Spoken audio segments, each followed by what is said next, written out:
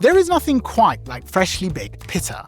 The flavour, texture and shape make it the ultimate vehicle for delivering food to your mouth. You can stuff it like a pocket, wrap it full of your favourite foods, or scoop up every last bit of dip. And it's pretty much perfect, but it can be made even better.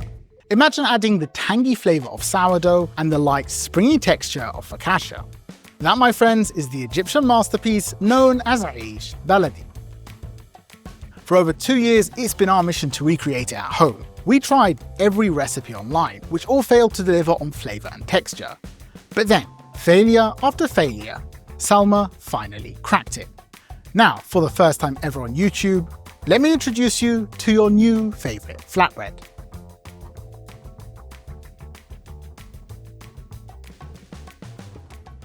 Before I show you how to make it at home, let me take you behind the scenes to an old school Cairo bakery, where I got first-hand insight into how it's made. While most bakeries these days rely on machines, the process here is still done by hand.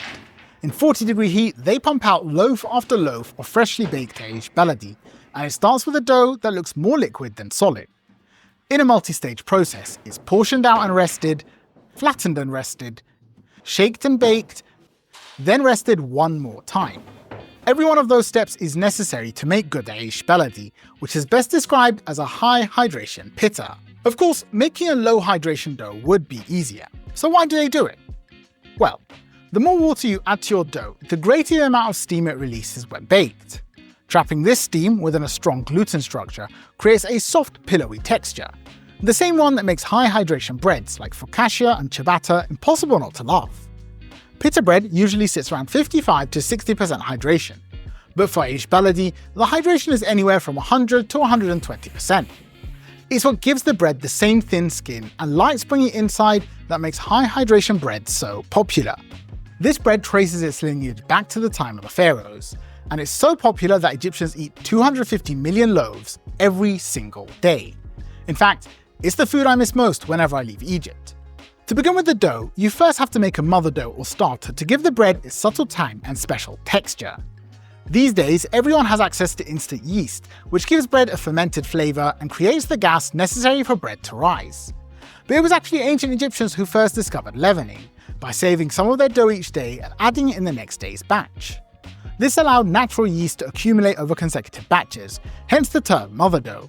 But you don't actually need an ancient dough for this recipe. Instead, we'll make a type of preferment called a poulish. The day before baking, grab a scale, mixing bowl and some white all-purpose flour. This one is about 11% protein. We tried bread flour in this recipe, and the extra protein made the dough impossibly sticky and affected the rise, so stick to all-purpose. Measure out 200 grams of flour and then pour in 200 grams of warmish water. To replace the natural yeast, add 1 gram, which is about 1/8 of a teaspoon of dried active yeast or instant yeast. Then just mix everything together until you have a really wet dough that looks like pancake batter. Don't worry about any lumps, just cover the bowl and leave it to rest on your counter or somewhere warm for 12 to 16 hours. Overnight, the yeast will break down the flour, transforming it into this. After more than doubling in size, it's now packed full of yeasty bubbles. Those introduce the unique tangy flavour we're looking for, and have given the dough a superior gluten structure that will allow it to really stretch when baked. To turn that into Eish baladi, break out a stand mixer with a dough hook attachment and scrape in all of the pre-ferment or mix the dough in a bowl. Add in 300 grams of all-purpose flour to bring the total used up to 500 grams. Then add 10 grams of sugar, 10 grams of salt, and a further 6 grams of dried active yeast. You'll also need 200 milliliters of room temp water. This will bring our dough up to 80% hydration, which is as close as we could get to 100% without making the dough a pain to work with. Before you add all the water, you need an initial mix to develop some more gluten. Add about 100 milliliters for now, and turn the mixer to its lowest setting for a few minutes until all the loose ingredients combine into a shaggy dough. This looks good, so turn the speed up 1 level and knead for about 5 minutes. In total, this recipe has 3 gluten development stages, including the pre-ferment. This second one is the most important to creating the serious gluten and open crumb structure in the final product. When the time's up, you should have a really stretchy dough that just keeps on stretching for miles. That's a sign of good gluten development, And now it's time to turn this back into a high hydration masterpiece.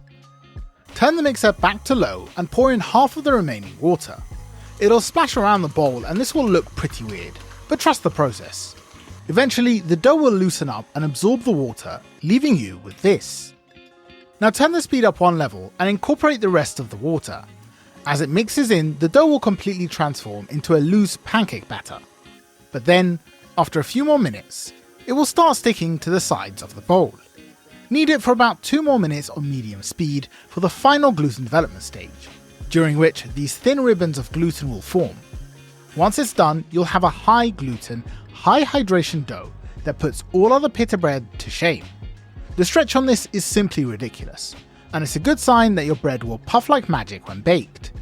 For now, all that gluten needs to seriously relax before the dough is used, so cover it and let it rest somewhere warm for 1 to 2 hours.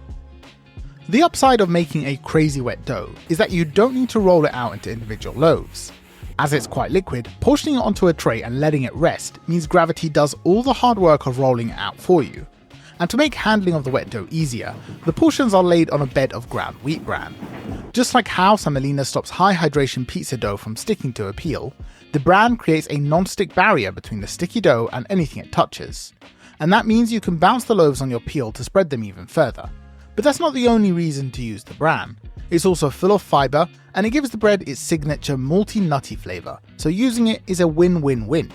You can get coarse bran really cheap at health stores and online, and you just need to grind it down to a fine texture. Put a cup or two in a high-speed blender and blend for 15 seconds, then sift it to get flakes about this size. Process about 500 grams of bran and mix it with 350 grams of all-purpose flour to create this bran mixture. It might look like a lot, but trust me, you'll need it. Spread this out into a few deep trays in a layer about 2 centimeters thick. The deeper this is, the easier it is to get the individual portions out later. Only about 5 to 10% of this mixture actually makes it into the cooked bread. But don't worry about wastage, as any leftover bran mix can be packed away and reused the next time you make this bread. Once the dough has at least doubled in size or even tripled, it's ready to be portioned out. Use a spatula to release the dough from the bowl, gently knocking out the air in the process. This is now super relaxed, and you can really see the complex web of stretchy gluten that has come together. Now for the portioning. Fill a wide bowl with some flour, then wet your non-dominant hand so it's damp and press it firmly into the flour. You'll then portion balls of dough onto your floured hand. And while a wet ice cream scoop works if you don't want to get your hands dirty, it's harder to portion and control the size of the balls than just using your hands. I recommend using what I call the dangle and slap method for portioning out this high hydration dough. Let me break it down. Egyptian bakers grab a handful and slap it into their hand, then squeeze that into portions on the bran. We're going to do the same thing. Grab a fistful of dough with your dominant hand, then rotate your palm so the dough can dangle downwards.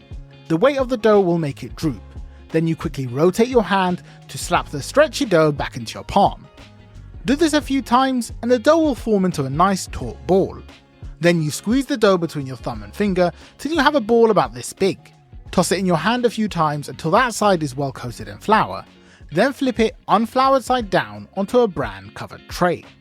Flour your hand again and repeat as many times as you need, leaving plenty of space around the pieces to expand. While it might seem complex at first, you'll quickly get the hang of it, and it saves you the effort of rolling out dozens of individual loaves by hand. When your trays are filled, cover them with another tray or plastic wrap, and give the bread 45 to 60 minutes to rest and relax. At some point, you'll want to get your oven preheating. If you're using a home oven, you'll need a pizza stone or steel or cast iron pan, and preheat to 250 degrees Celsius or as high as you can go for about an hour. If you have a pizza oven, preheat to 350 to 400 degrees Celsius for 20 minutes. When your chosen cooking method is ready, grab a pizza peel and lightly dust with the bran. Then, using your fingers to dig down into the bran alongside a piece of dough, slide them underneath and gently lift the dough from the tray. The dough is still pretty wet at this point and doesn't have much structure, so you really need to support it with all 8 fingers. There's also a good amount of bran trapped on your fingers, so give them a bit of a wiggle and shake to release it. Then transfer to your peel. Flour your fingers, then lightly pat the dough to shape and stretch it a little. To stretch it even more, bounce the peel a few times, and that will kick out any leftover trapped bran. Give the dough one last shimmy to make sure it's not stuck to the peel, and now you can head over to your oven and launch it right in the middle. In a home oven, the bread takes about 4 to 5 minutes. Watch for the full puff, then give it a few more minutes. It's ready once you start to see it taking on some colour. These are so hard to resist straight out of the oven, but it gets even better. In a pizza oven, these take only 90 to 120 seconds to cook through. Give it a rotate part way if your oven is one-sided like mine, then take your bread out as soon as it's slightly leoparded. Before you get carried away, these still have loads of moisture trapped inside, hence why they're stacked and rested at bakeries. Make sure you do the same so they don't go soggy. Tearing into it, you'll be greeted by the greatest texture you've ever known.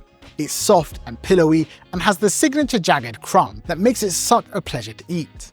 No joke, Salma cracking this recipe was the proudest moment for our channel. If there's one way I recommend you use this, it's to make our favourite comfort food, a Eish baladi toasty. For us Egyptians, bread is literally life. The word Eish means both at the same time, and that should tell you just how important bread has been to us for millennia. It was used as a currency by the ancient Egyptians, and more recently as a rallying cry by millions during the Arab Spring. Eish حرية عدالة اجتماعية. Bread, freedom, and social justice. For bread like this, it's worth protesting.